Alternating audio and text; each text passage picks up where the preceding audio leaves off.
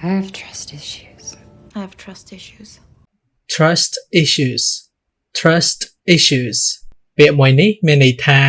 បញ្ហាទំនុកចិត្តការមិនងាយជឿនរណាម្នាក់ឬអ្វីមួយដោយសារមានប្រវត្តិគេបោកឬគេកុហកច្រើនដងហើយមនុស្សដែលមាន trust issues មិនងាយជឿពាក្យសម្ដីសកម្មភាព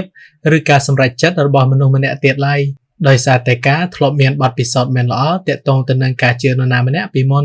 ដោយពួកគេតែងតែគិតថាមនុស្សដទៃនឹងមានចេតនាមិនល្អចង់បោកឬប្រើប្រាស់គេឧទាហរណ៍